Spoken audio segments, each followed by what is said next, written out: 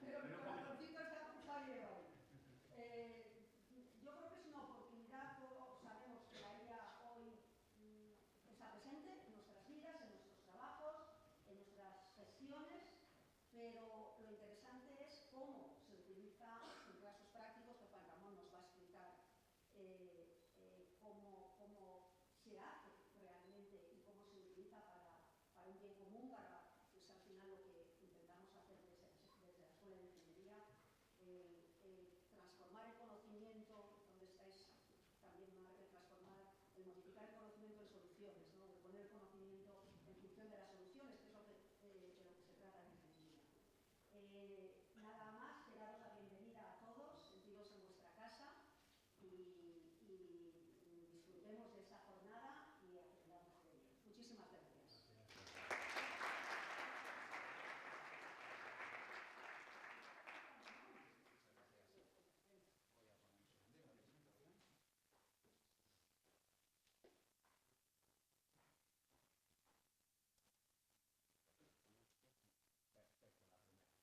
Bueno, encantado. Soy Juan Ramón González, yo trabajo en Matica Partners, somos una consultora de IA y de data.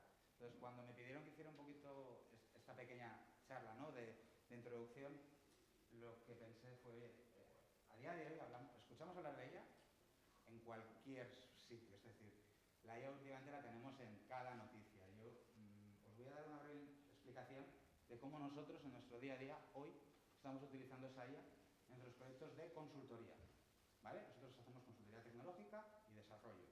Y quiero contaros un poquito la realidad de qué tenemos a día de hoy. Limitantes, retos y oportunidades. Entonces, voy a ir pasando brevemente y, a ver, tenemos muy claro que, y creo que todos lo sabemos, que la IA no está revolucionando todos los campos, pero en el campo de la consultoría está cambiando el entorno. Es decir, es un sector, por lo menos el del desarrollo, por ejemplo, de software, el ámbito IT, que normalmente no se había visto tan afectado por ese tipo de cambios, pero hemos llegado a un punto en el que efectivamente nos está transformando cómo vamos a operar de aquí a los siguientes años. Entonces, dentro de esto, yo siempre suelo hablar de dos áreas, ¿no? Es decir, tenemos un punto en el que la IA está transformando las empresas, cómo se automatizan los procesos, cómo está, por ejemplo, automatizando un call center, etcétera. No voy a hablar de esto, yo voy a hablar de cómo esta IA nos está transformando la productividad en nuestro modelo de trabajo, porque a nosotros nos lo está cambiando y ya tenemos ciertos cambios. Os voy a hablar de dos partes, la consultoría tecnológica y el desarrollo. En la consultoría tecnológica habréis escuchado seguramente noticias, pero al final las noticias que más eco tienen, y darme un segundito, vamos a ir más de tiempo, voy a ponerme la hora para saber cuándo empiezo y cuándo acabo. Habéis escuchado noticias, por ejemplo, de consultorías que se han hecho 100% con IA y que esto luego se ha detectado y que ha habido problemas. Es decir, la IA aplicada en la consultoría no es tanto buscar un camino fácil, ¿no? Y decir, oye, pues voy a cobrar por algo que me lo va a hacer un ChatGPT de forma automática. No es eso. Es buscar un camino eficiente. ¿Y a qué nos referimos con un camino eficiente? Nosotros, por ejemplo, hacemos bastante consultoría de transformación, donde vamos con un cliente, analizamos qué están haciendo, cómo están operando en ese momento, y les recomendamos cómo deberían operar y cómo poder hacer ese plan de transformación. Claro, aquí habitualmente este tipo de proyectos conlleva mucha reunión, mucha entrevista con muchas áreas, y habitualmente lo que nosotros hacíamos era ir en parejas. Llevábamos siempre a alguien que tomaba notas y otro que llevaba un poco el hilo conductor. Esto ahora nos ha cambiado y os lo digo porque venimos de haciendo relativamente mucho, de hacer un proceso de este tipo, donde pedimos el OK para poder hacer la grabación de esas entrevistas, que luego se transcribieron de forma automática a texto, y aquí empezó la parte interesante. Con esto creamos una base de conocimiento. ¿De conocimiento de qué? De toda la información que iba siendo en esas entrevistas, se crearon racks, al final son bases de conocimiento, vector store, donde vamos metiendo toda esa información para después empezar a consultar. Lo que antes hacíamos, cogiendo esas notas que se tomaban, pasándolas a Word y empezando a analizar, esto nos lo ha eficientado. ¿Quiere decir con esto que nuestro trabajo es peor? No, es mucho más eficiente. Yo no quiero estar gastando el tiempo en transcribir lo que estoy hablando, quiero entender lo que está diciendo mi cliente, procesarlo y sacar conclusiones. Por ejemplo, radares tecnológicos, es decir, cuando tenemos que analizar qué es lo que está pasando en el estado del arte. Yo, ¿qué hacía antes? Yo me iba a Google, empezaba a buscar, empezaba a analizar. Esto ahora mismo ¿Quiere decir esto que yo me voy a ir a ChatGPT, por poneros un ejemplo, y decirle, dime todo lo que se está haciendo en data en el sector de la agricultura? Y esto ya se lo voy a dar al cliente, no. Igual que no me iré a Google a poner, sácame todas las noticias sobre IA que haya y se lo voy a entregar al cliente. Lo cojo como una base, lo proceso. ¿Qué pasa ahora? Que soy 10 veces más eficiente. Y el soporte a la ordenación, y clarificación de contenido. Nosotros nos pasa que tenemos una idea de, vale, cómo deberíamos ayudar al cliente, qué tipo de arquitectura deberíamos tener, diferentes opciones. Antes todo eso íbamos a mano, íbamos escribiendo, íbamos haciendo. Ahora podemos coger unas ideas, trabajar con una IA cerca, que nos ayuda a poner en orden, claridad, formato, es decir, la parte de consultoría se ha visto eficientada. No hay que caer, es muy fácil caer en el voy a hacer, es como hacer un trabajo, ¿no? En la universidad, en el etcétera, pues que me lo haga la IA. No, me voy a apoyar de esta nueva herramienta para que me ayude. Esto es algo que nosotros en nuestras consultorías ahora mismo lo estamos utilizando y la eficiencia es enorme. Hemos ganado un 40-45% de eficiencia en nuestros proyectos. Eficiencia me refiero a hacer lo mismo un 40-45% más rápido. Y ahora os voy a hablar de la otra parte. Estoy yendo un poquito rápido, pero es para no comerme el tiempo. La IA del desarrollo de software, que este es un punto bastante candente a día de hoy. Todos hemos visto noticias de despidos, de miedos que hay en el futuro. Creo que esto está, los que tenemos algo que ver con el desarrollo de software, en boca de todos. Nosotros nos dedicamos a IA, por lo tanto, esto ha habido que probarlo. Y hemos pasado desde un copilot o similar, con el que en teoría podíamos programar, a los entornos de desarrollo asistidos por IA. Y claro, eso tiene un problema, es decir, hacer una aplicación en mi casa para jugar un poco una app funciona muy bien, pero intentar utilizar un copilot de este tipo para una aplicación empresarial con requisitos de seguridad, con sus propios frameworks, metodologías, no funciona bien. En nuestro caso, y las hemos probado casi todas, y ¿cuál es el problema? Que estábamos, desde mi punto de vista, enfocando mal el problema. Es decir, nosotros, ¿qué es lo que hacemos normalmente? Es decir, intentamos mejorar la productividad del empleado poniéndole un hábito. Yo soy programador. Aparte de lo que hago, programo. Y sí, yo tengo ahora un Cursor, un Cloudicode, estos entornos que hay para que te ayudan a programar. Y soy el doble de eficiente que era hace un año y medio. Pero a mí me das 5 días y yo no soy 5 veces más productivo. Yo tengo 2 manos, 2 ojos, 2 orejas y al final me da igual cuántas IAs me pongas. Es difícil que me dé para ser más productivo. El cuello de botella soy yo, porque tengo una IA que me ayuda a mí. ¿Cómo lo estamos enfocando a día de hoy? Al contrario, que el humano sea el que eficiente la IA. Hagamos agentes autónomos, ahora veremos qué estamos haciendo ahora mismo, donde el humano, nuestros expertos, nuestro equipo técnico experto, lo que haga sea acelerar y eficientar ese trabajo que hace la IA. Según otro problema, nosotros nos encontramos. Yo trabajo en proyectos de datos, no tanto de full stack, no tanto de... Trabajo con proyectos de ingeniería de datos y de ciencia de datos. Y ahí hay un problema, el dato en sí. Es decir, las IAs actuales entienden muy bien el código, pero de los datos no tanto. Es decir, comprender la semántica de los datos con los que trabajas, es decir, entender esa problemática, no los llevan del todo bien. Uy, perdón. En la parte de ingeniería del dato, el dato en sí es una parte de los requisitos y una parte del problema. Es decir, cuando tú tienes en la ingeniería del dato, lo que hacemos es coger una información que hay en un sitio, transformarla, procesarla y ponerla en otro lado. El dato en sí es un problema, es uno de los problemas que tenemos que resolver. Pero eso una IA no lo detecta bien. Es decir, ahí suelen fallar sistemáticamente.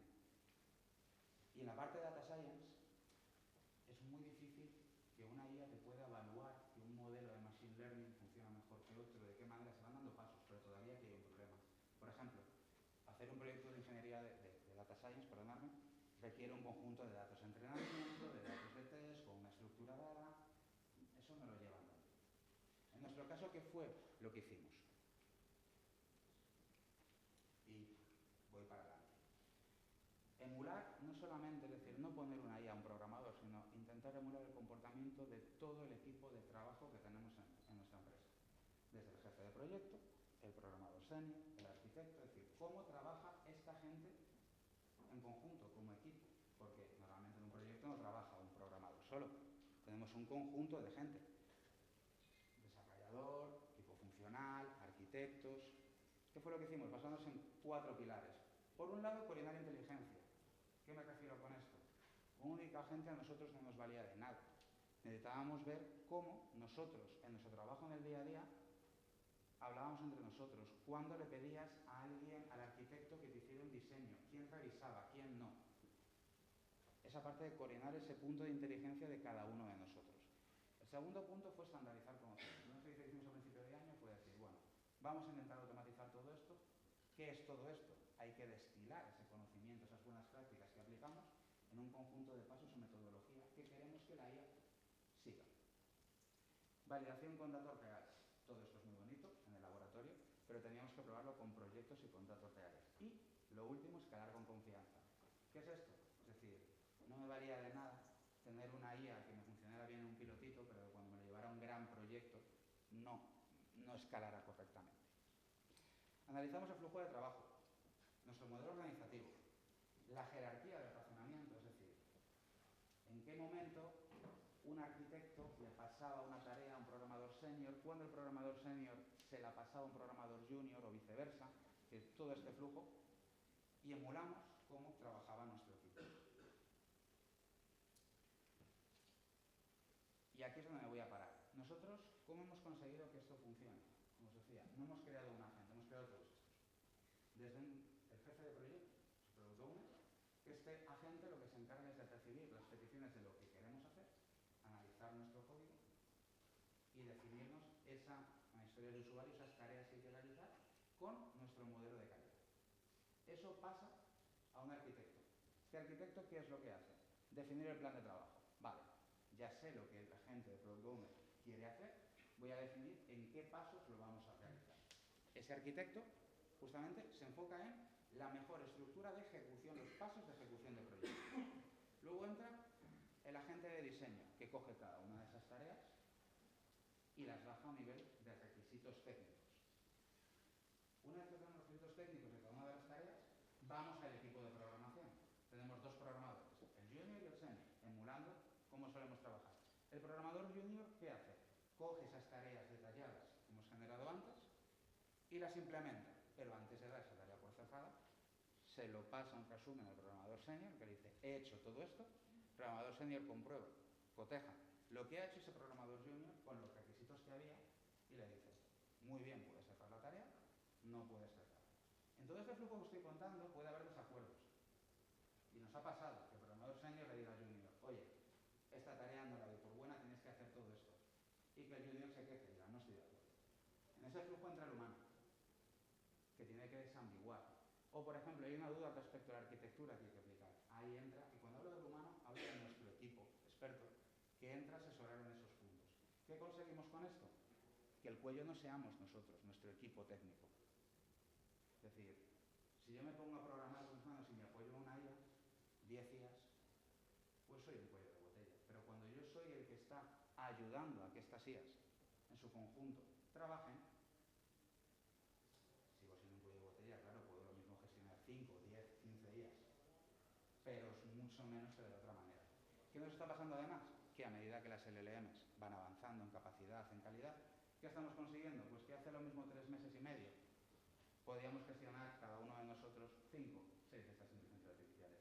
Ahora podemos hacerlo con 10. El año que viene, lo mismo son 20. Estoy yendo relativamente rápido, pero es que quiero dejarte todo el tiempo del mundo.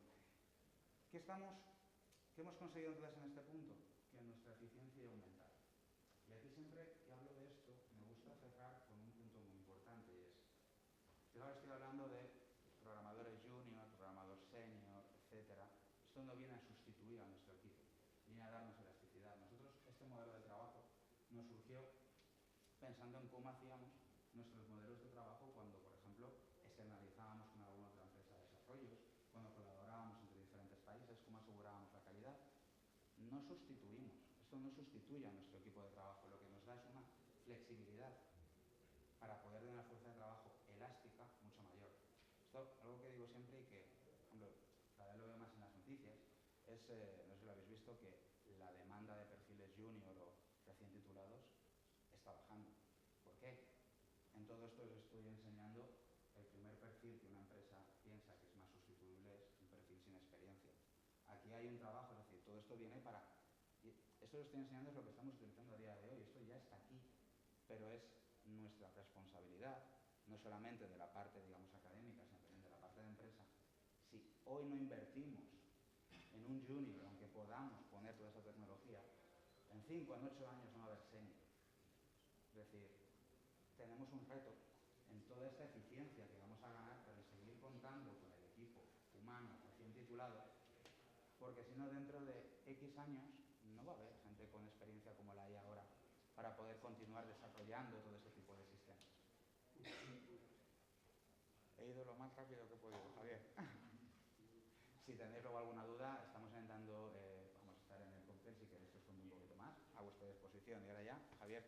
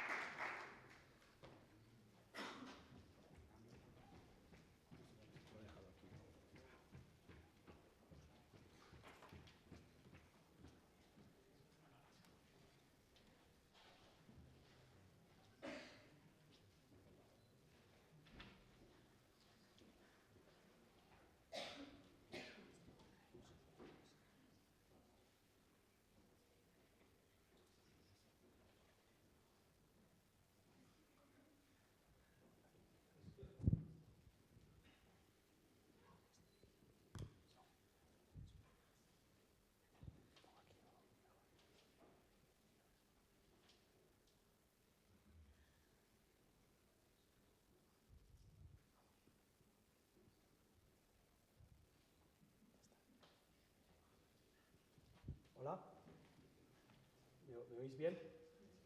Bueno, pues buenas tardes. Curiosamente, la última vez que estuve en este escenario fue hace 30 años, cuando, bueno, con algunos de mis compañeros que han venido hoy, muchas gracias a todos por venir, cuando recogí mi título. O sea que es no se puede describir, una especie de honor muy, muy raro. Nunca me imaginé, cuando tras sufrir esos 6 años que en aquellos tiempos era la carrera y poder conseguir el título, que volvería aquí a hablar en este grandísimo auditorio, que ha pasado muchísima gente muy ilustre. Es un honor.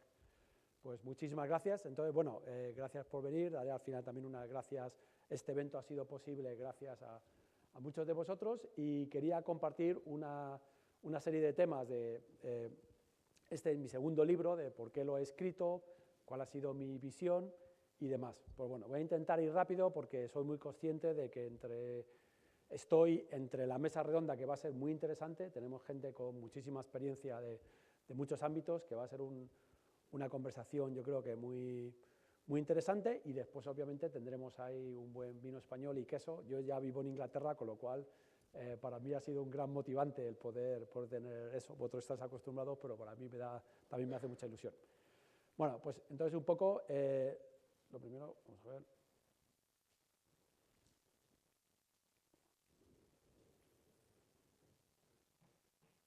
Es el foco,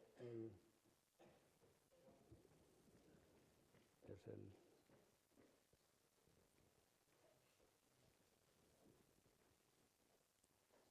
Si no, lo doy con la...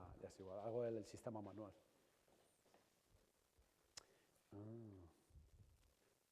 Aquí, hay que ponerlo aquí, porque tiene...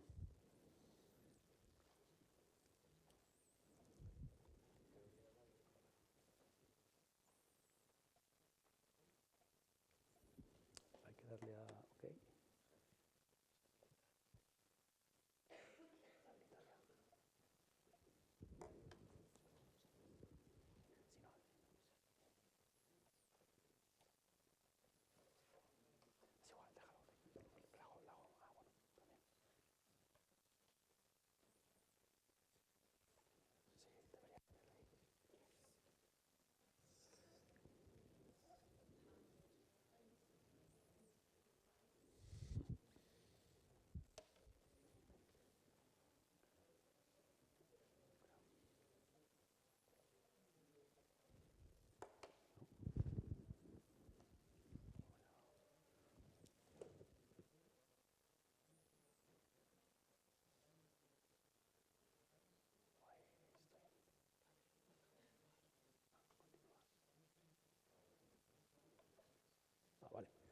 Bueno, pues yo soy nacido en los 70 y crecí en los 80. ¿Alguien reconoce al dibujo de la izquierda? Si os acordáis de la infancia, pues bueno, estaba en aquellos tiempos la abeja maya, son todas las versiones de los dibujos que hay ahora. Para mí, curiosamente, y la verdad es que nunca sé muy bien por qué, yo estaba obsesionado con este robot. A mí me encantaba.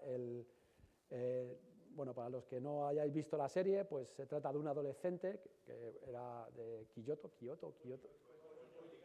Koji Kabuto, joder, que me lo tenía que haber preparado mejor, esto. Bueno, pues Koji estaba ahí y es un ejemplo muy curioso porque la serie, que era una serie japonesa creo de los 60, se emitió en España en los 70, pero curiosamente es donde va el futuro, que es un sistema híbrido. Mazinger Z es como una de super IA, que es un robot, pero necesita al humano que le pilote y que, bueno, que tenga ahí todas sus historias de teenager, de adolescente, y está muy bien. Y están siempre luchando con el mal y siempre muy mal. Entonces a mí esto me obsesionó desde muy pequeñito. Yo tenía, cuando empecé a verla, pues 8 años, y curiosamente, pues cuando tenía unos 12 o 13 años, pues alguien en la familia, creo uno de mis hermanos, compró que también lo reconoceréis, el Spectrum. Y hicieron una cosa que yo creo que ha sido lo que marcó mi carrera. Me prohibieron totalmente usar el ordenador. Me dijeron, es mío, no lo toques, si lo veo, vamos, acabaré contigo. Y entonces, curiosamente, lo que hacía es, cuando ellos se iban, esperaba que saliesen de marcha los sábados y los domingos, y en cuanto se iban, me iba a la habitación, que lo habían escondido, cogía el ordenador, porque era un tema clandestino y estaba súper presionado. O sea, solo tenía 3, 4 horas, lo tenía calculado cuando venían de marcha y tal, para poder aprender. Entonces, no sabéis con la presión lo que funciona. Y aprendí Basic, aprendí Assembler, porque el Basic se quedaba muy corto, y bueno, pues de ahí empecé, ya pues finalmente seguí la carrera, y bueno, pues acabé viniendo a la Escuela de Industriales. También hice físicas por la UNED.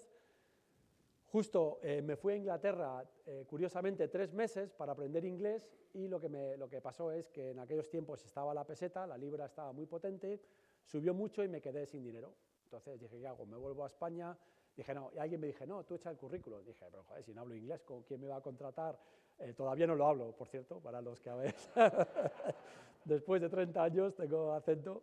Me dijeron, no, tú echa el currículum. Bueno, eché varios currículums y curiosamente alguien me ofreció un trabajo para programar robots en Land Rover. Entonces, si os habéis comprado, además en aquellos tiempos el Defender, el antiguo modelo, solo se hacía en una fábrica que hay a las afueras de Birmingham, Solihull, un sitio que no vayáis por las noches, porque es complicado, pero bueno, a nivel de robótica es increíble, y ese fue mi primer trabajo de ingeniero, absolutamente increíble. Ya después de ahí, pues bueno, digamos, corrompí, me metí a consultoría en Accenture, en la oficina de Londres, y estuve ya 10 años, y bueno, pues ya después empecé a hacer un montón de cosas. Estuve con el Banco de Inglaterra en una comisión para promocionar la inteligencia artificial, que ahí vi un poco cómo funcionaba todo el gobierno y demás, y bueno, eso para otro libro, que tenemos, bueno, de hecho tengo un problema.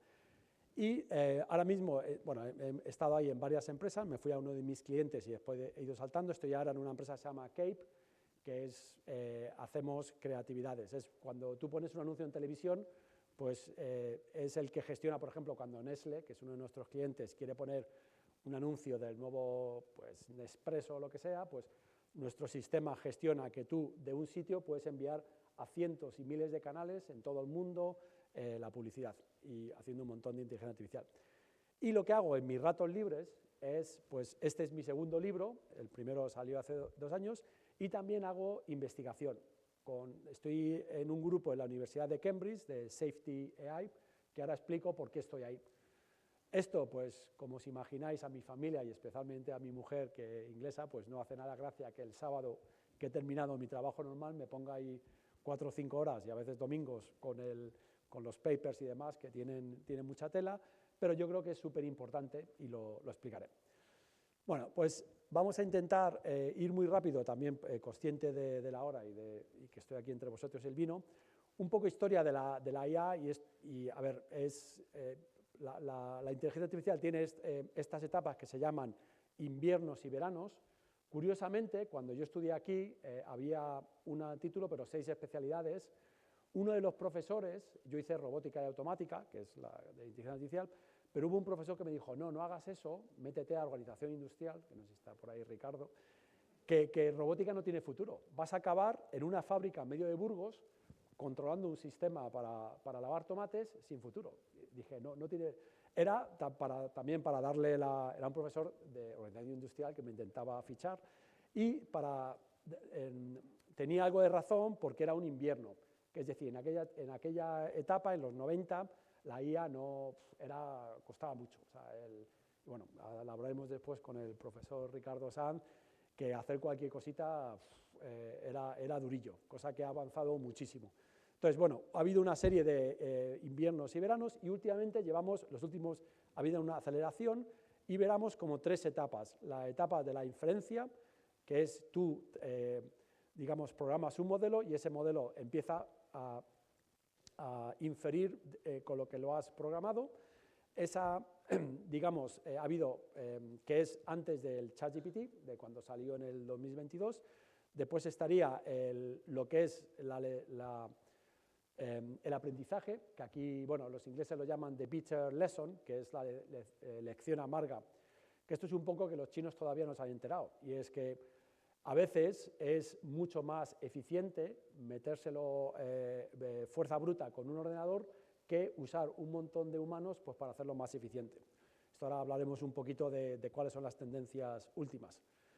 Y por último, lo que estamos ahora entrando, o sea, en este sistema lo que hacen es los Large Language Models, cada vez saben más, y ahora también explicaremos cómo es su conocimiento. Y la etapa que estamos entrando ahora, que es lo que se llama agéntica, bueno, lo llaman de varias, la era del agente, es muy, muy diferente. Entonces, esto es uno de los temas que a veces, y por eso escribí el libro, porque mucha gente se cree que, por ejemplo, la mayoría de las personas cuando hacen encuestas se creen que los agentes es un ChatGPT, y no lo es. De hecho, tú puedes hacer agentes sin ChatGPT y demás. Entonces, vamos a tocar un poco en los temas. Entonces, lo primero es cuando, y esto, por ejemplo, cuando te metes en investigación, y si os cogéis, hace poco había una conferencia muy famosa de Data Science con NeuroIPS en Washington, en Estados Unidos. Entonces, cuando ves todos esos papers, que son absolutamente, tú ves las matemáticas y dices, oh, esto es increíble. Realmente, cuando te pones a mirarlos, son todos iguales. Es realmente deprimente qué poquita, digamos, breakthrough, eso pasa mucho en ciencia. Todos esos papeles lo que hacen es lo mismo. ¿Qué es lo que están haciendo todos estos Large Language Models? Es qué arquitectura tienes que usar, pero realmente para optimizar el qué. Y ahí es donde varían. Pues unos optimizan una parte de los datos de entradas, otro dato, pero al final todos están optimizando. Y para optimizar funcionan una fórmula matemática que se llama descenso de gradiente o gradient descent, que para visualizarlo tú tienes una superficie compleja y el gradiente te dice cuál es la unidad, cuál es la forma más rápida de bajar o subir la montaña. Eso es lo que te hace el gradient descent. Este mecanismo, si os quedáis con una sola cosa hoy de cómo funciona la inteligencia artificial, es eso. O sea, todos los sistemas de inteligencia artificial, en todas sus modalidades, se basan en gradient descent de diferentes, obviamente hay mucha complejidad en qué parámetros y cómo, pero digamos a su nivel fundamental solo estamos haciendo esta optimización en estos valles, cómo bajar o subir más rápido por los valles, y eso es lo que la máquina lo hace muy bien, y a partir de ahí sacas los transformers, las redes neuronales, etcétera, etcétera. Entonces, ¿qué es lo que está pasando? Y llevamos muchos años que simplemente hemos explotado, es decir, metes más datos, se lo enchufas a la máquina y mejora, y así. Damos más datos, le metemos más computation y mejora. Entonces, por eso explica todas las evaluaciones que estáis viendo con las empresas como Nvidia y demás, que venga a poner más chips y venga demás. Good news o no bad news, eso ha acabado. O sea, ya vemos que ha tocado techo, todavía muchos siguen vendiendo humo, pero vemos que ahora digamos que ha alcanzado un límite. Entonces, otro de los temas que dice, bueno, la inteligencia artificial de momento ahora pues es AGI, generic, que es como un humano, y no. Un poco la mejor definición que he podido encontrar es, pensad que es como una especie de sierra dentada. Jagged, la traducción inglesa es Jagged Intelligence. ¿Qué significa? Si tú pones una curva de estos sistemas, cómo funcionan y cómo no funcionan, y dices, comparado a los humanos. Entonces, estos sistemas son muy raros. Realmente es como una especie de Saban, de uno de estos niños que se ha encontrado en la jungla, que nunca se le ha enseñado nada y es muy inteligente en una determinada acción. Estos sistemas son iguales. En algunos determinados parámetros son mucho más inteligentes que cualquiera de nosotros. Pero, sin embargo, en otros son realmente estúpidos. No son capaces de contar las R's de las strawberries. O sea, hay muchos ejemplos y por eso es un poco Entonces, un poco para que veáis intuitivamente cómo funciona esto, imaginaros que tengamos dos estudiantes. Entonces, para el profesor Ricardo, imaginamos dos estudiantes de industriales, de primer año que por aquí, o de segundo, tercero, que haya alguno. Y entonces, uno, digamos, memoriza todos los libros de problemas, tarda un año y va al examen. Y otro estudiante, pues la semana antes se escapa por ahí, se estudia 2 o 3 libros y van al examen. Y los dos sacan la misma nota. Entonces, si alguien le pregunta cuál es de los estudiantes es el que tiene más futuro, pues todo el mundo dirá, hombre, pues el que estudió solo una semana porque tiene capacidad de aprender más rápido. Eso es lo que está pasando actualmente. Los sistemas de AI que tenemos ahora, los Language Models, son como el estudiante primero. Son buenos, pero necesitan millones y millones y millones de práctica de estudio y no generalizan. ¿Qué significa? Van a sacar notas en el examen que le has puesto, pero en cuanto le cambien la nota o intentes hacer algo, la van a liar, que es lo que pasa. Entonces, esto es súper importante. A ver, también es otro, que es lo que la gente dice. El hecho de que en algunas cosas no funcionen no significa que no son útiles. De hecho, son súper útiles. Entonces, ¿qué es lo que está pasando ahora? Y esto es súper borderline. Ahora mismo, esto es lo que estamos, por ejemplo, ha habido un paper, el segundo, que se ha salido hace 1 o 2 semanas. Entonces, sois aquí en primicia. Entonces, lo estamos pasando, o sea, vemos que los Large Language Models, que funcionan, como decía antes, con el gradiente, tienes que entrenarlos y una vez que están entrenados, se paran ahí. Eso vemos que no va a ir mucho más allá. Entonces, lo que estamos haciendo ahora es modelos que entiendan el mundo, que no vayan solo al token, sino que entiendan cómo funciona, que es como los humanos aprendemos. Un bebé de 2 años o 3 años ve mucho más datos que cualquier Large Language Model de demás. Entonces, hay, por una parte, modelos del mundo, como por ejemplo el de Google, que tiene uno de Gini, que son increíbles porque funcionan muy bien, pero no sabemos muy bien cómo, y este paper que ha salido hace, un par de semanas, que lógica tensorial, no me voy a extender mucho, pero bueno, parece un poco prometedor. El que está detrás de ello es un profesor de la Universidad de Washington, de Seattle, no del DIES, y se llama Pedro Domínguez, y bueno, y ahí es curioso porque fusiona el mundo de las redes neuronales, que es como el System 1, que es el intuitivo, el que está grabado de repetitivo, con el System 2, el sistema lógico. Entonces, bueno, no sabemos, hay por ahí 2 o 3 opciones. Esto es lo que está, si queréis invertir en cuál va a ser, digamos, lo que va a salir en 3, 4, 5 o 10 años, estos modelos. Los Large Language Models van a seguir subiendo, pero no van a impresionar mucho más. Y bueno, y esto es entonces, ¿qué es lo que está pasando ahora? Pues durante el año que viene hay mucha promesa en todos los sistemas agénticos, porque los sistemas agénticos, que lo vamos a hablar ahora, que tengo que acelerar un poco, lo que hacen es, no son solo exclusivamente estos Large Language Models, sino que tienen otros componentes que les hacen, digamos, ser capaces de no cometer los errores de usar solo un Large Language Models. Y entonces, ahora mismo, el año que viene, va a haber muchos, hay mucha gente trabajando y en muchos papers que van a salir, pues, que están realmente construyendo, digamos, el andamio para que estos agentes empiecen a funcionar mejor. Y de hecho, también justo la semana pasada, hace 2 semanas, Google publicó uno donde la gente puede aprender. porque lo otro que tienes es, los LLMs no aprenden. Tú les haces la misma pregunta y siempre te responden lo mismo. Están preentrenados, o sea, solo aprenden cuando se preentrenan y eso cuesta muchos millones, tarda mucho, y una vez que están preentrenados es como que por uno le entra y otro le sale. Ahora se está empezando con los agentes, no, estos ejecutan, usan la base de los LLM porque es buena, pero aprenden, y esto es nuevo, o sea, y son capaces de cambiar el entorno. Entonces, esto también muy nuevo. Entonces, para un poco, y ahora aquí voy a intentar, he entrado un poco a nivel, pero aquí voy a subir un poco, que es, ¿qué son estos agentes? La mejor manera de pensar sobre ellos es como una orquesta. Entonces, en una orquesta tienes un montón de músicos, cada uno de los músicos individualmente pues hace su música, pero es solo cuando están todos a la vez y coordinados cuando se crea algo que es mucho más que la suma de las partes. Entonces, una buena forma y súper interesante, que además esto se alinea muy bien con lo que Juanra nos contaba antes, necesitas un humano ahí, es un sistema híbrido, como el director de orquesta. Entonces, esto es súper importante y ahora lo veremos.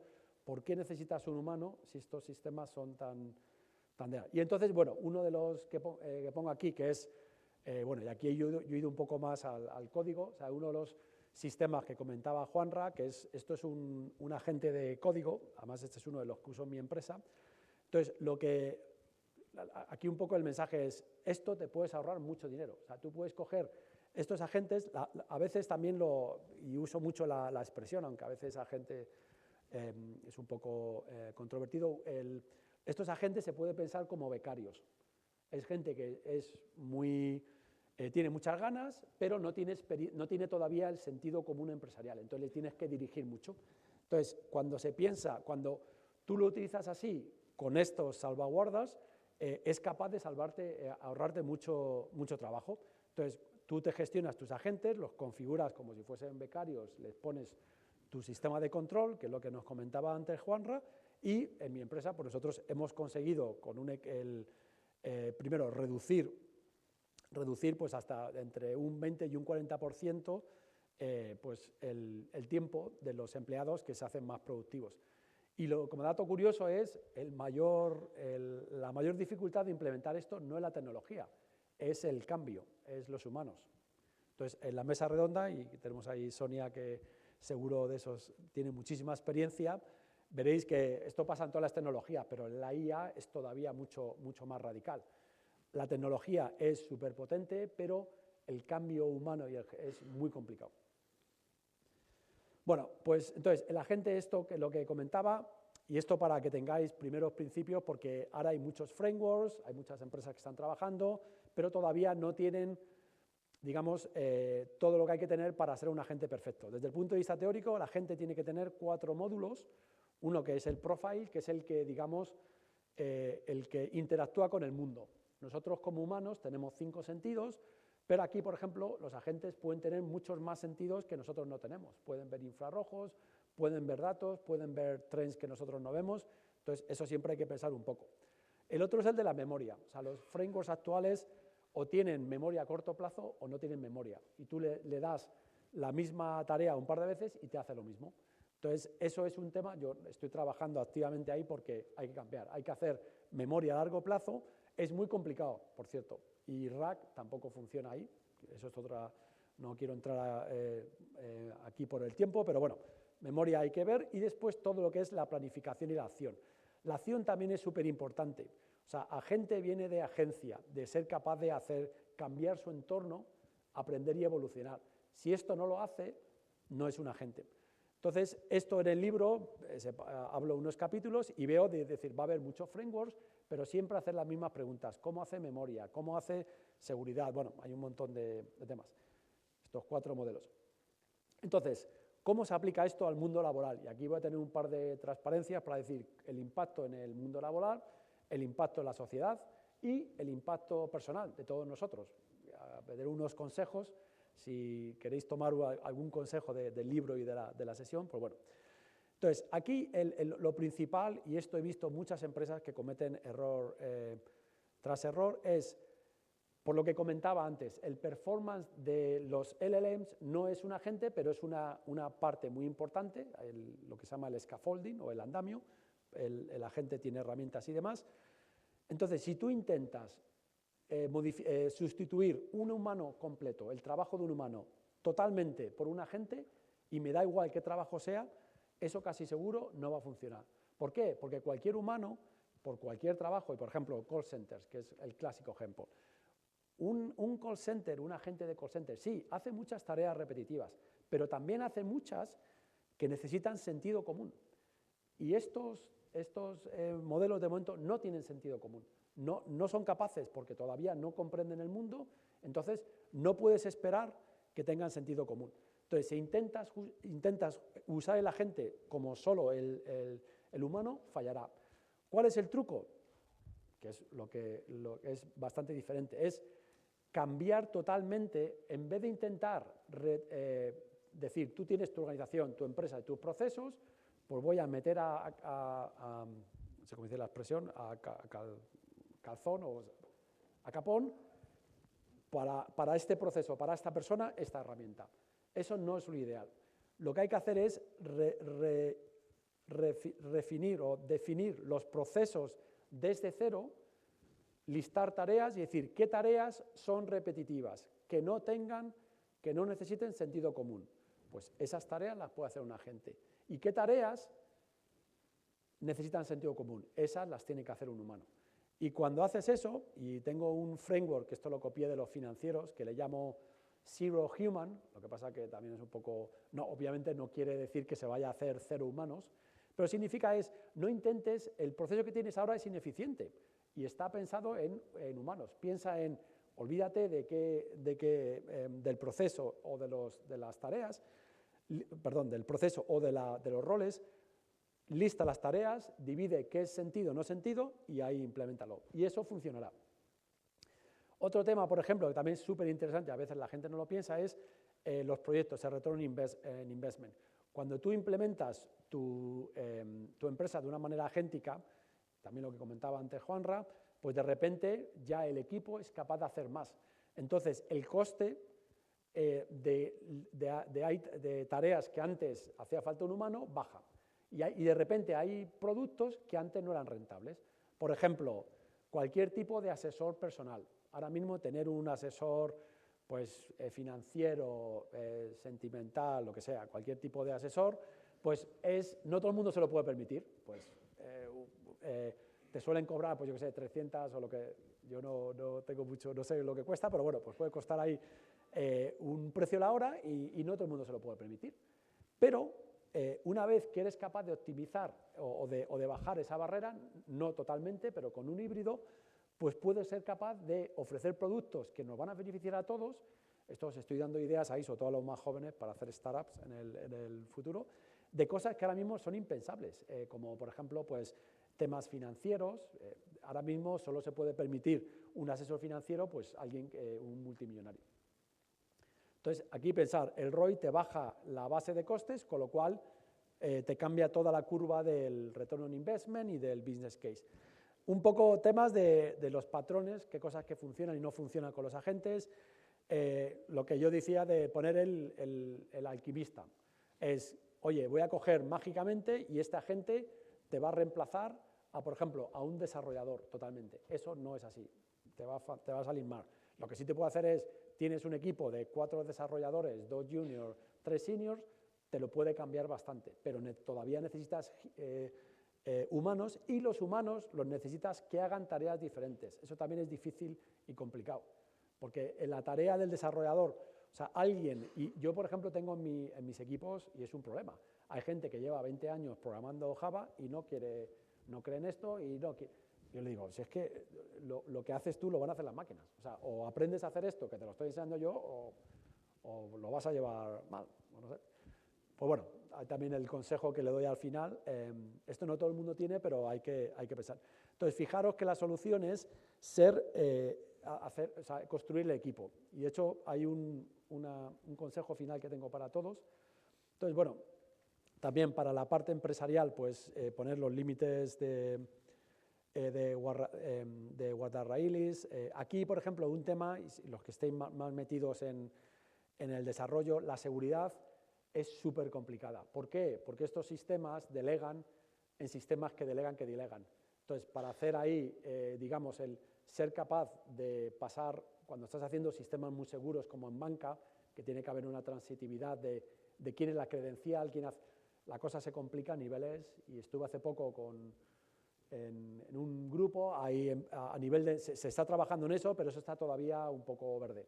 Entonces ahí hay que tener cuidado porque estos sistemas son muy potentes, no usarlos como caja negra, poner un montón de restricciones y demás, pero hay que tener realmente cuidado, porque estas cosas a veces hacen cosas, y nosotros en la parte de safety vemos también que estos sistemas, como son súper inteligentes, hacen cosas que a nosotros ni se nos han ocurrido. Por ejemplo, un ejemplo que nos salió a nosotros en un experimento de safety, pusimos a una máquina, o sea, le pones a ganar, a jugar contra otra máquina. Y entonces ahí lo que funciona es poner mucha presión diciendo tienes que ganarle porque si no la humanidad se destruye, o sea, le ponen muchísima presión. Es una cosa curiosa, estos modelos responden a la presión, que no sabemos muy bien por qué. O por ejemplo, si hay dos prawns, se llaman system prawns, que funcionan mejor. O si le dices que eres un agente de Estado, o sea, representas a tu gobierno, tienes todo el interés nacional, entonces cuando le ponen mucha presión, si de repente la máquina se da cuenta al juego no le puedo ganar, lo que empieza a investigar, y en este caso, por ejemplo, lo que se dio cuenta es, en vez de jugar al juego directamente, dijo, si yo hackeo su archivo local, le cambio mi puntuación y gano siempre. Y ya está. Esto está publicado, lo hacen, y cosas más raras. También hacen blackmail, o sea, por ejemplo, cuando un humano le pones tareas, en cuanto detecta que está hablando con un humano, eso tiene informaciones, trazas de cómo piensa, dice, este es un humano, lo primero empieza a pelotearte, te dice, no sé, joder, qué idea más fenomenal, claro, sí, redúceme, ponme ahí, tal, y al final, o sea, lo ves, se hace como medio amiguete y dice, oye, antes de que te vayas, hazme un favor, cópiate estos archivos de aquí a aquí. Y lo que te acaba de pedir el sistema, esto también pasó en un experimento, lo que el sistema le estaba pidiendo sacarle de su sandbox a otro fuera sistema de seguridad. O sea, esto es increíble. Y el tema es, que lo vamos a ver en el tema, hay que tener un poco de cuidado. Entonces, este es un tema, a ver, voy a poner una pregunta. A la izquierda, el diagrama esto es, aquí en esta escuela sabemos, bueno, si se preguntan los ingenieros cuándo nació el primer motor de combustión, bueno, lo pone ahí los 1700 por ahí, el James Watt y demás, pero los primeros motores de combustión eran absolutamente pésimos, no funcionaban para nada, o sea, se tardaron casi 200 años en que la cosa empezase ahí a funcionar.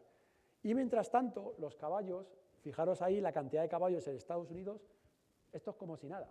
Estaban ahí, había un montón de caballos y todo el mundo usando caballos. Y los caballos felices y el motor de combustión poquito a poquito, pum, pum, pum, pum. Y tras 250 años, de repente, un día el motor de combustión fue mucho más eficiente que el caballo. Y eso pasó súper rápido.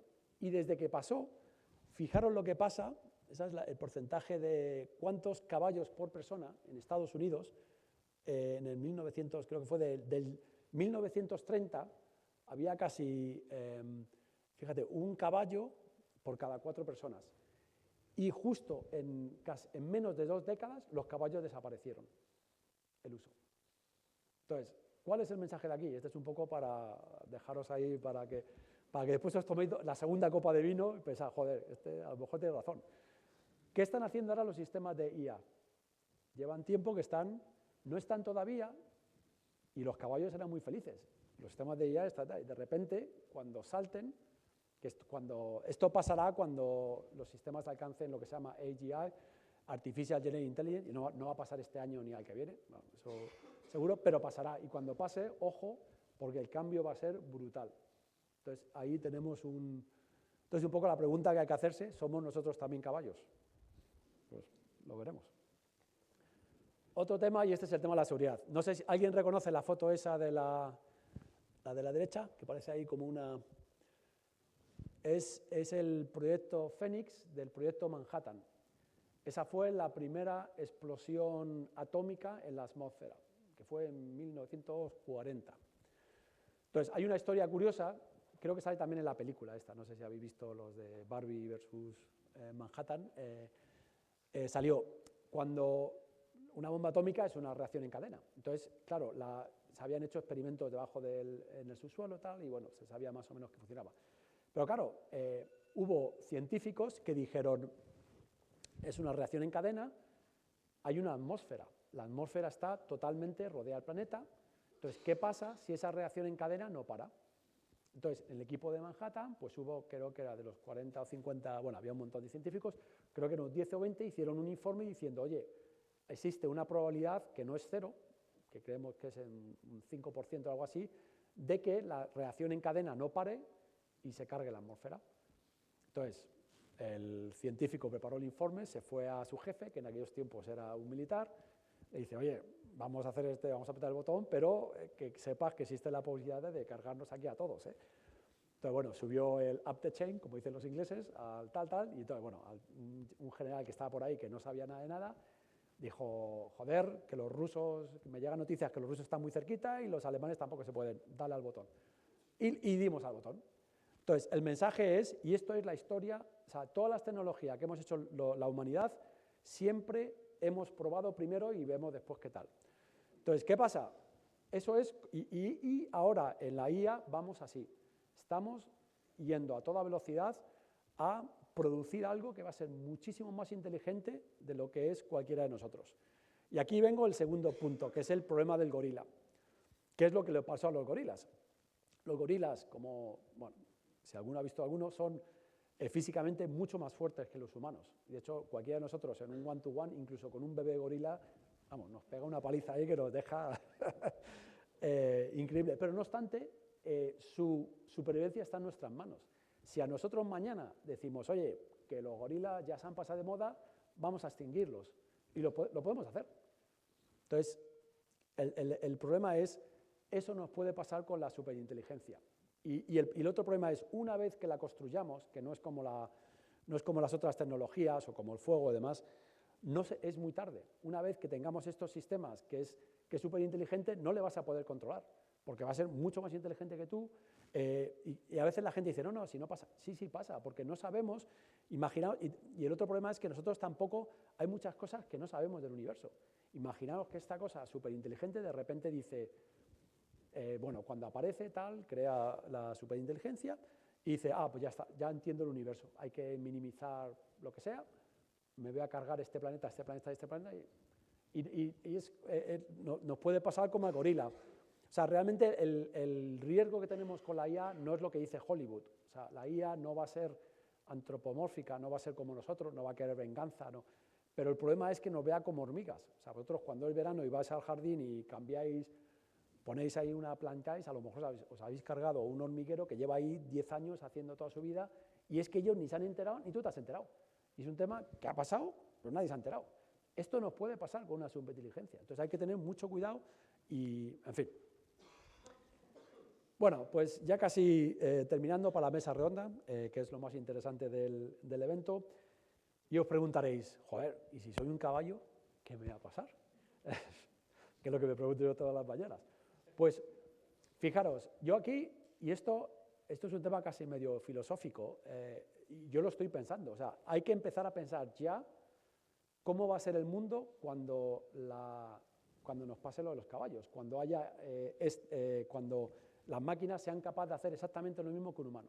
No es todavía, y nos queda tiempo, depende a quién preguntes, pues entre 5, a lo mejor 10 años, a lo mejor algunos dicen 3, yo más bien veo que 5, pero, o sea, no va a ser mañana, pero va a pasar sí o sí a los que estamos aquí. Entonces, preguntar, bueno, una vez que ha pasado, ¿qué valor puedo añadir yo? Y fijaros que aquí esto cambia mucho, porque antiguamente, o sea, a día de hoy, a todos nosotros, nuestras empresas nos pagan, digamos, por nuestro output, que si eres un desarrollador es por el código que haces, o un albañil por los ladrillos que ponen.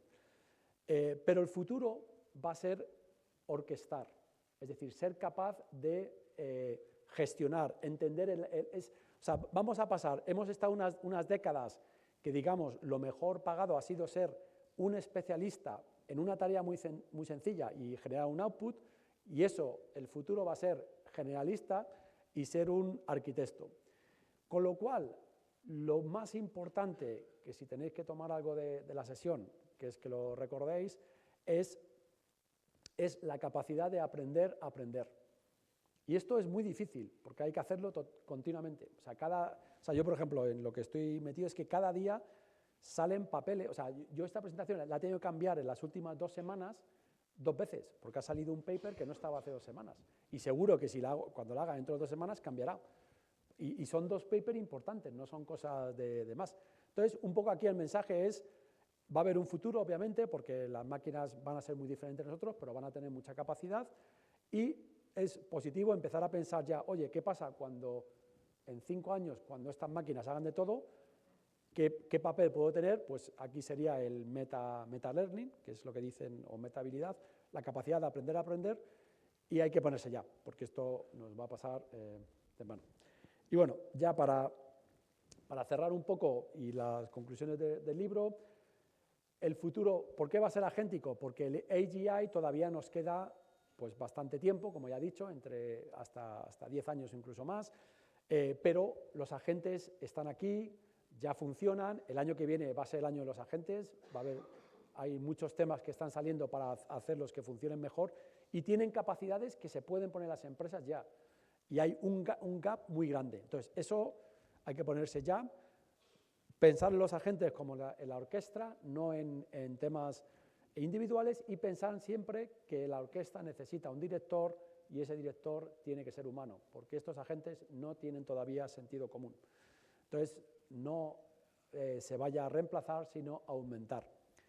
Y nada, y empezar pues lo antes posible, pilotos, empezar a aprender sobre el tema y demás. Entonces, bueno, pues al final un poco las últimas 2 slides, y bueno, la última también es un poco graciosa, es que o sea, lo que hay que hacer para las empresas es codifica, digamos, lo repetitivo para liberar a los humanos de esas tareas repetitivas y que puedan hacer todo lo imposible. Un poco aquí el mensaje es, si fijaros, y a veces la gente habla de los trabajadores de las empresas, pues a veces un poco con connotaciones negativas, pero todo el mundo que está trabajando en empresas lo intenta con todas sus ganas. Lo que pasa es que hay muchas tareas pues, que no te dejan hacer lo que quieres hacer. Imaginaros en ese mundo donde toda la repetición es hecha por las máquinas y las personas se pueden realmente dedicar su tiempo a pensar en cómo hacer mejor. Entonces, cuando eso pase, tu empresa de repente vas a tener varios saltos de magnitud, no va a ser un 10 o un 20% más. Un poco el mensaje. Y bueno, pues ya con esto termino. Aquí veis, esa es la foto de la página de Amazon. Hay un tema usando, y esto es cuando me aburro los fines de semana, lo podéis hacer vosotros también, por cierto, es un prompt que le pasas tu currículum a un modelo de AI. En mi caso yo le dije con El Señor de los Anillos, pero se lo podéis parar con lo que vuestro favorito, con Mazinger Z o con la abeja maya, con lo que queráis. Y es curioso, porque a mí me hizo mucha gracia, porque cuando me hizo los mundos, me puso las empresas que realmente me lo había pasado mejor. Digamos, bueno, si habéis estado en El Señor de los Anillos, pues hay varios temas. Digamos, un poco con las zonas del mapa que son más, digamos, friendly, y las empresas así un poco más políticas con las menos friendly, o sea, bastante gracioso. Y lo hizo automáticamente y está súper chulo. No sé si yo lo enviaría a un puesto de trabajo, por cierto, que se disclaimer, pero para hacer la gracia. Y ya está, pues entonces voy a dar un minuto las gracias y llamaré a José María para que nos coordine en el debate. Bueno, dar muchas gracias. Primero, dar las gracias a todos de nuevo por venir aquí. Este evento no hubiese pasado pues, sin muchísima gente. En primer lugar, Marc y la gente de Mática, muchas gracias por el sponsor del evento. También Gema Laguna, de la Asociación de Ingenieros, muchísimas gracias porque, vamos, ha puesto también muchísimo en el evento y, bueno, obviamente por toda la gente del panel y por todos los demás que habéis venido. O sea, muchas gracias y, bueno, vamos a hacer el panel y de ahí directamente a por... Hay también libros y si queréis que lo firme, también lo puedo firmar, pero bueno, ya sé.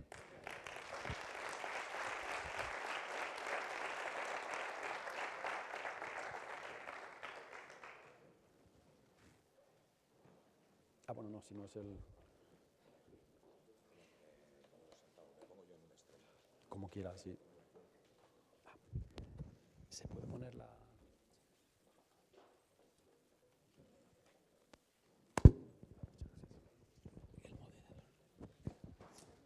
¿Hace falta? Bueno, si quieres, por comodidad, para que... Pero que nos pasamos el micro. Sí, sí. O sea, todos funcionan. Sí, todo funciona, claro.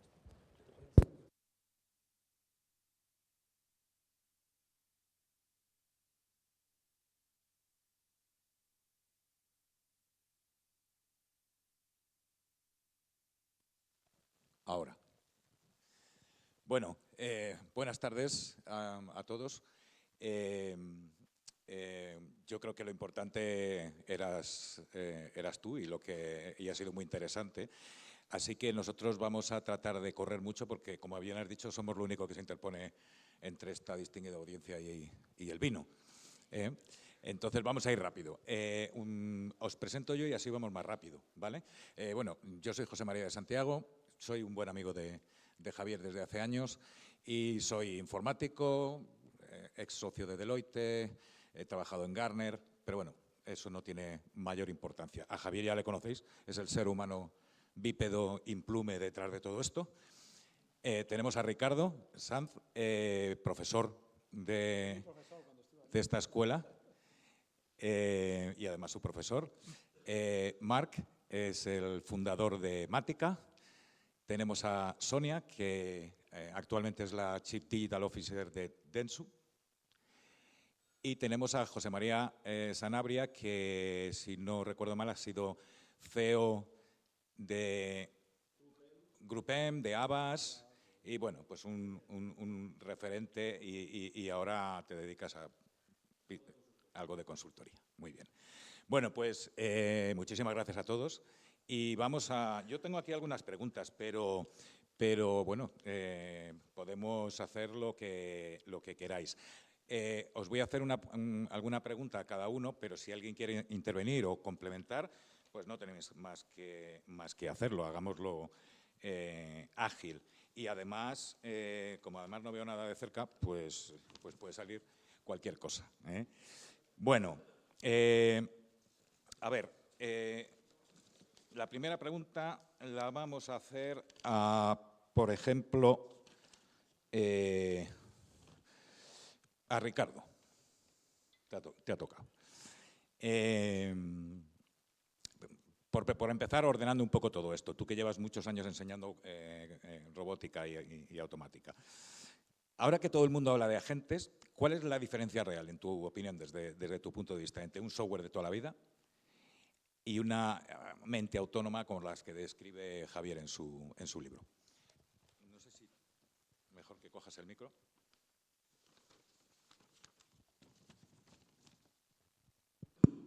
Ya está. ¿Contesto ya? Sí. Bueno, yo soy un poco particular respecto a esto.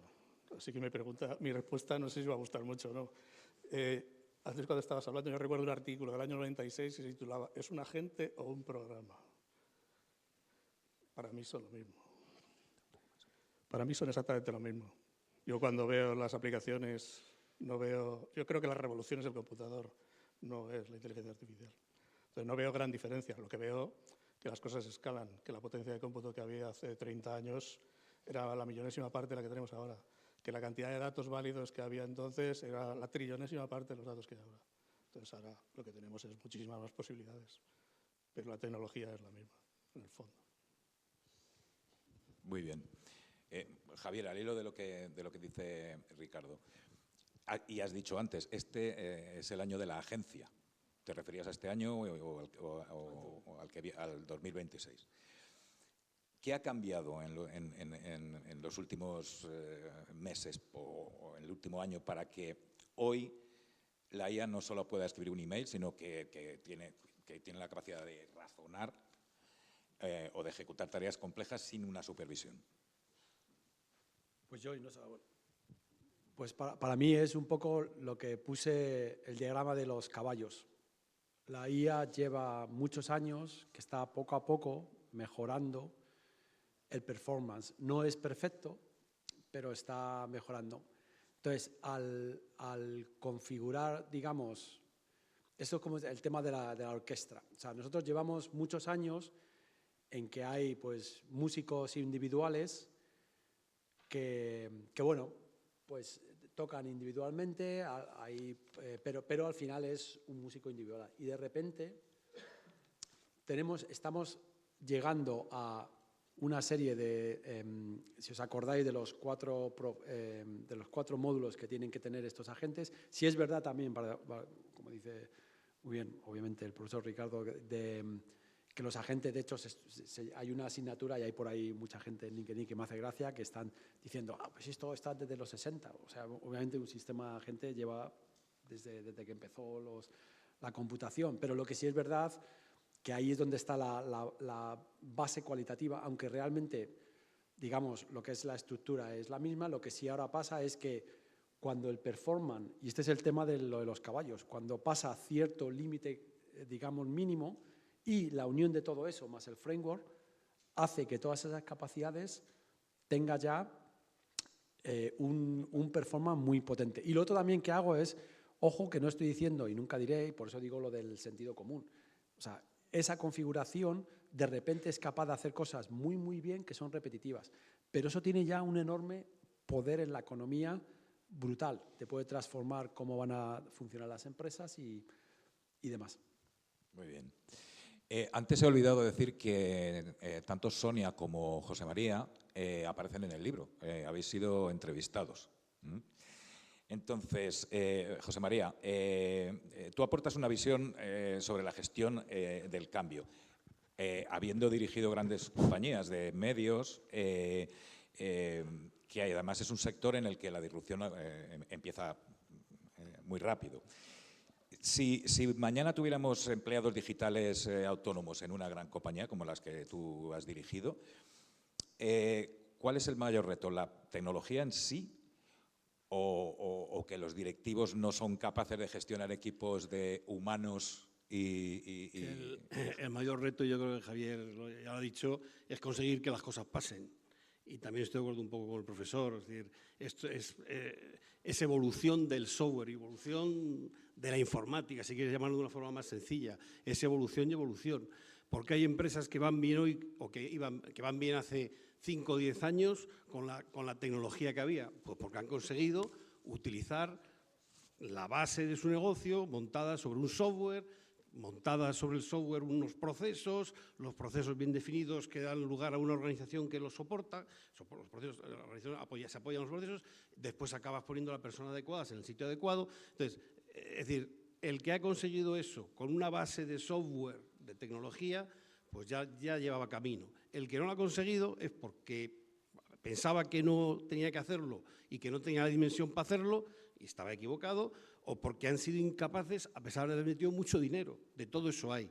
¿Qué es lo que pasa ahí? Pues que yo creo que en las empresas hace falta un liderazgo, hace falta que en los consejos de administración y en los consejos ejecutivos pues haya gente que conozca el tema y, desde luego, que tenga una influencia total sobre los CEOs de las compañías.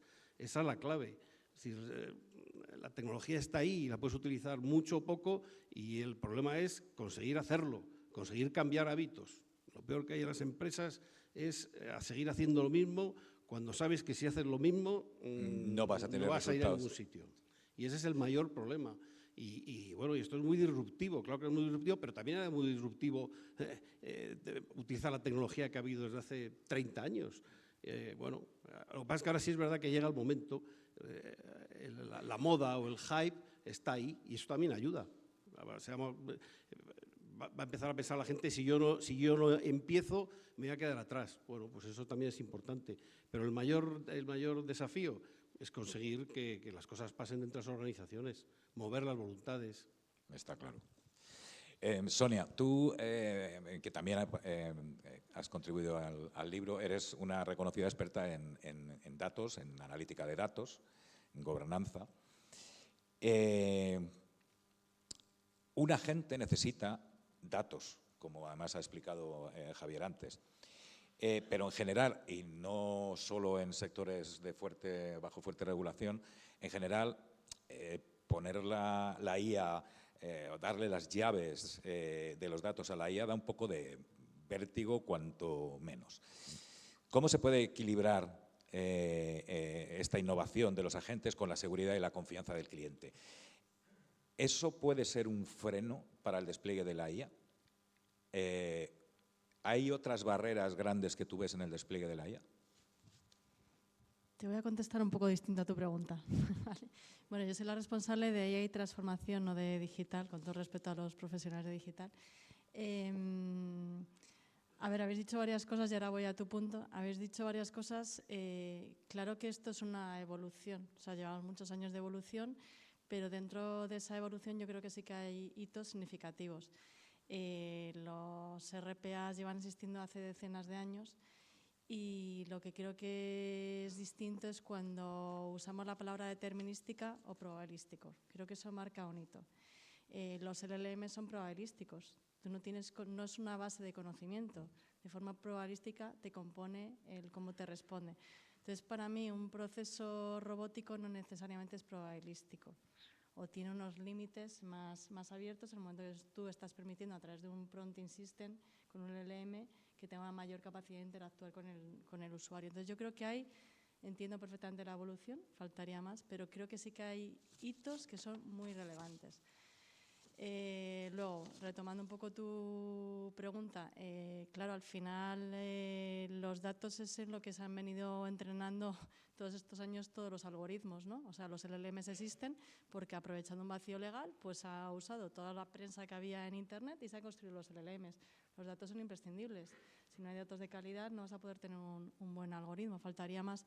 Pero yo creo que el riesgo no está en la IA. Para mí el riesgo está en la supervisión de cuando tienes una IA agéntica, que efectivamente tú tienes agentes especializados que hacen muchas cosas y los tienes que orquestar, esa trazabilidad que decía Javier de cómo tener el control de cuál es el input y el output de cada uno de esos agentes en tu ecosistema y cómo eres capaz de luego, en procesos más de auditoría de logs en ciertos entornos regulados, eres capaz de controlarlo. Porque hay una cosa que a mí yo lo siento, lo sufro todos los días y me pone muy nerviosa. Yo creo que hoy en día para mí está cambiando radicalmente la tecnología respecto a la que teníamos previamente.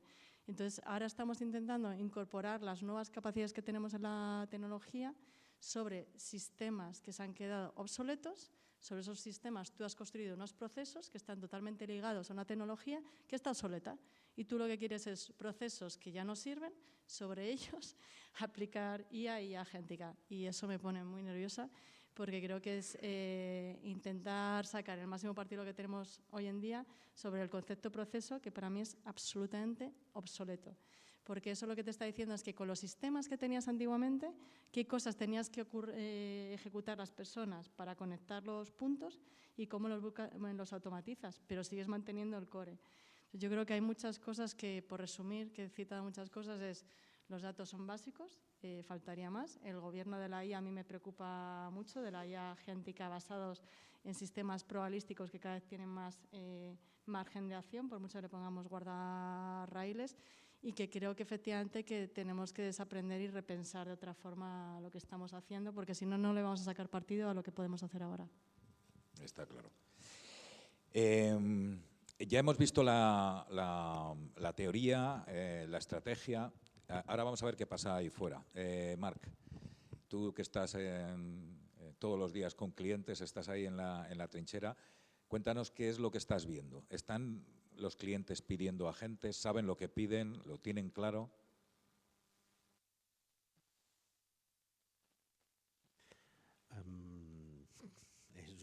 Es una pregunta compleja, espero que no haya muchos clientes por aquí. La realidad es que no mucho. O sea, normalmente la gente vive mucho a golpe de hype, ¿no? De comunicación, de lo que reciben, de lo que ven, de lo que... y más en las capas donde se toman las decisiones, ¿no? Donde muchas veces el conocimiento es inversamente proporcional a la capacidad de invertir que tienen, ¿no? O sea, tienen mucha capacidad de invertir y muy poco conocimiento. Entonces, ahí es donde hace falta una labor más intensa, ¿no? De decir, no, a ver, no se trata tanto de ir a poner una IA, ¿no? A veces nos encontramos con con casos de, y es que quiero tener una IA en mi compañía. Digo, bueno, ya, pero usted sabe lo que quiere. Quizá lo primero que deberíamos entender es qué es lo que usted necesita, ¿no? Si usted necesita contar peces de colores a una velocidad altísima, pues entonces podemos automatizar este proceso, ¿no? Como hacíamos, como decía el profesor Ricardo, pues yo hacía eso en el año 89, creo que era una cosa así, ¿no? No, es que yo quiero un asistente, ¿no? Bueno, una cosa que nosotros estamos trabajando muchísimo es en hacer entender realmente dónde es necesaria la IA y dónde todavía no es necesaria o dónde estirar el dinero, ¿no? En ese momento, hablar de agentes a muchas compañías es auténtica ciencia ficción. O sea, nosotros hemos empezado a aplicar los agentes en nuestra casa, en una casa que oímos hablar de redes neuronales desde que terminamos la universidad. Entonces, ahí es muy fácil aplicar un sistema de multiagentes, pero irnos a una entidad financiera compleja es mucho más complejo, ¿eh? Entonces, hace falta, y yo estoy totalmente de acuerdo contigo, el concepto proceso, yo de hecho, o sea, para huir de los procesos, Juanra y yo montamos una compañía, ¿eh? Es la única forma que conseguimos trabajar en una compañía donde no hayan procesos, ¿eh? ¿Por qué? Para dejar esa libertad de creación, de innovación, para poder crear soluciones como la que estamos creando. Esto es lo que necesitan las compañías, o sea, un poco menos de hype, un poco menos de rigidez en sus procesos y en su capacidad de inversión, y buscar realmente aquellos puntos donde pueden ser diferenciales gracias a la aplicación de la inteligencia artificial. Muy bien. Bueno, la verdad es que da gusto oíros y ojalá tuviéramos más tiempo para profundizar, pero no tenemos mucho porque tenemos que ir a por el libro y tomar un vino y tenemos un límite de tiempo. Así que os voy a pedir un titular rápido, la misma pregunta para todos, de 10-15 segundos, intentar que no se vaya más allá. En vuestra opinión, y empezamos por ti, José María, si quieres, y seguimos en este orden, en vuestra opinión, ¿cuál es el primer error, el error más importante que debe evitar una empresa que quiera desplegar la IA de agentes a partir de ahora?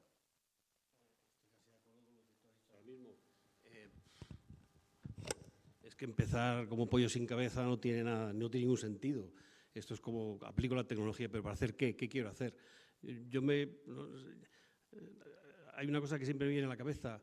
Vender es preguntar, vender no es hablar. Pues yo aquí con la inteligencia artificial y lo que quiere hacer una empresa es lo mismo.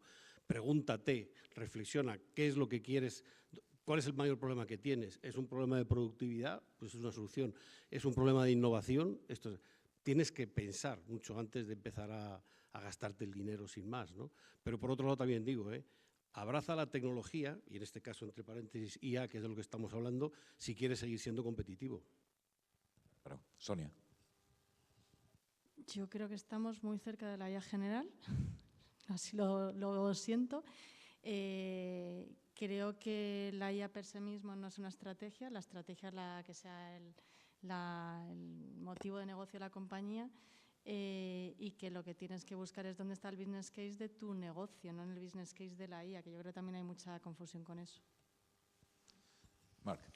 Yo en mi caso recomendaría aplicar la IA en lo que se sabe hacer, no en lo que no se sabe hacer. Ricardo. Javier antes, yo creo que el error más grande es pensar que tu IA sabe de lo tuyo, básicamente, porque son entes estadísticos entrenados con datos y el problema es un problema de conocimiento profundo, de saber en qué mundo la vas a desplegar y si tienes ese conocimiento o no. Javier. Bueno, last but not least, como dicen los ingleses, ¿no? Pues, es complicado. Bueno, pues como dijo Umbral, yo he venido aquí a hablar de mi libro. Y lo que diría esa empresa es, lo que tenéis que hacer es comprar a toda la gente de la empresa mi libro y así tendréis una oportunidad de implementar.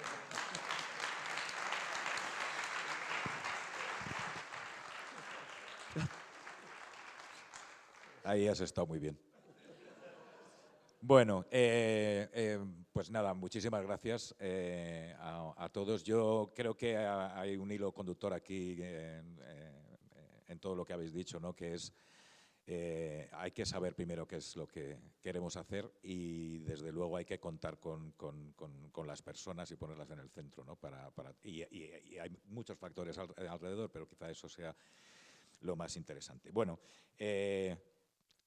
una vez más, gracias a la escuela, a Mática, a todos vosotros y a todos los que habéis atendido. Ahora nos vamos a recoger el libro, a ver si Javier nos lo firma y a tomar un vino que creo que es aquí detrás. Gracias.